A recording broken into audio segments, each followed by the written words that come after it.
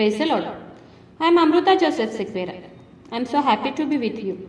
And now we are going to meditate. Psalm 34 verse 17.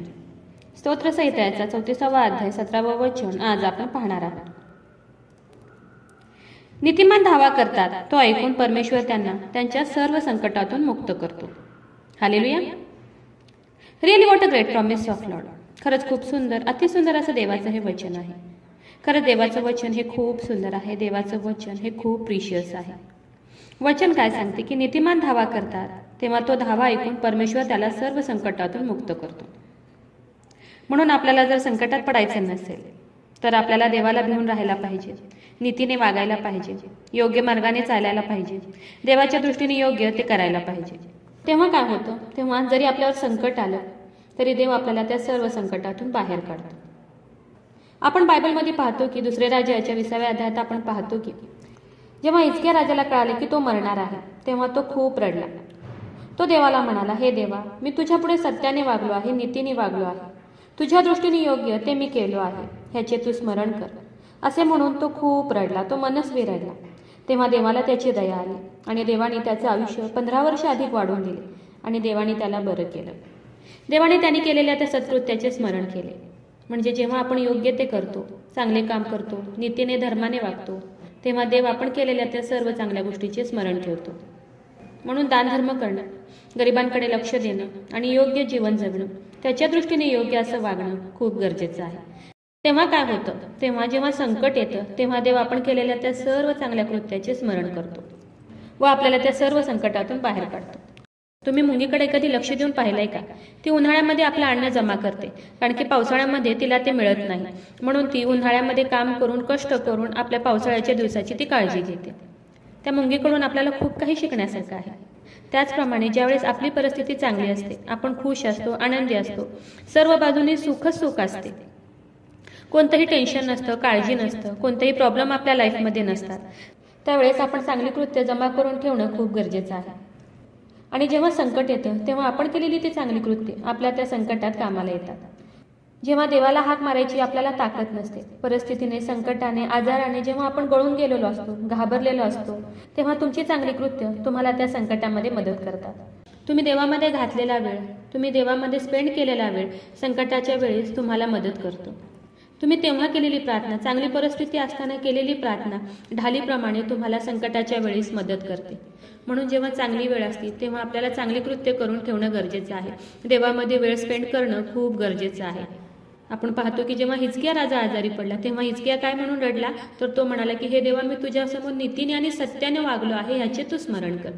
म्हणजे आपला बाप हा स्मरण करणारा बाप आहे. आपल्या सर्व चांगल्या कृत्याचे स्मरण करणारा आपला बाप आहे. म्हणून चांगली कृत्य करणे, नीतीने वागणे, धर्माने वागणे, देवामध्ये टाइम स्पेंड करणे, देवाला टाइम देणे, योग्य ते वागणे, देवाच्या दृष्टीने योग्य त्या गोष्टी करणं खूप गरजेचं आहे. म्हणून वचन सांगते की नीतिमान धावा करतात, तो ऐकून परमेश्वर त्यांना त्यांच्या सर्व संकटातून मुक्त करतो. हालेलुया. खरं देवाचं वचन खूप सुंदर आहे. संकट समयी आपल्याला देव मदत करणार आहे.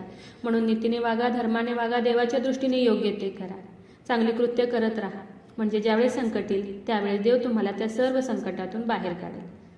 तर चला देवाच्या वचनावर विश्वास ठेवूया, त्याच्या ह्या वचनाला क्लेम करूया. नक्कीच ह्या वचनाद्वारे देव तुम्हाला खूप खूप आशीर्वादित करू.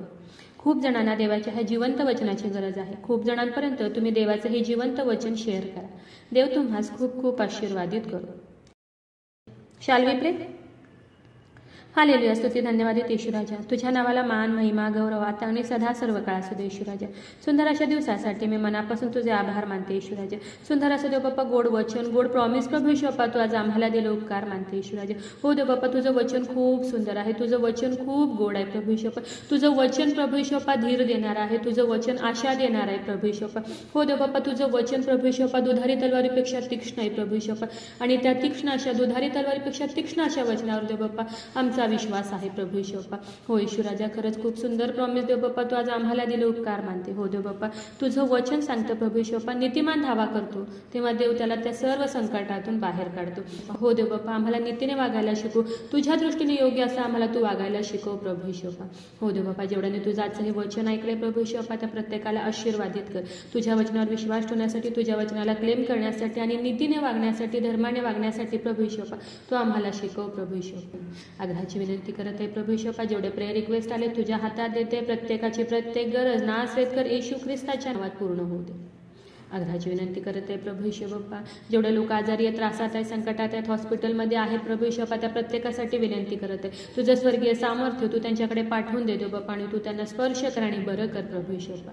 आग्रहाची विनंती करत आहे प्रभू येशू बाप्पा, जेवढ्यांनी तुझ्या वचनावर विश्वास ठेवलाय, तुझ्या वचनाला क्लेम करत आहे, या प्रार्थनेमध्ये तुझ्या चरणाजवळ आले प्रभू येशू बाप्पा. हो दे बाप्पा, जेवढ्यांनी तुझं वचन विश्वासाने आज रिसीव्ह केलंय प्रभू येशू बाप्पा, त्या प्रत्येकासाठी आग्रहाची विनंती करत आहे प्रभू येशू बाप्पा. त्यांच्या शरीरामध्ये असलेल्या सर्व रोगांना मी नासरेतकर येशू ख्रिस्ताच्या नावात आज्ञा करत आहे, कमांड करत आहे. त्यांच्या शरीरातील सर्व आजार, दुखणं, व्याधी, रोग प्रभू येशूच्या नावात आज निघून जाऊ दे. मी नासरेतकर येशूच्या नावात आज्ञा करत आहे, कमांड करत आहे. शरीरातील सर्व आजार, दुखणं, व्याधी आज ह्या क्षणी निघून जाऊ दे.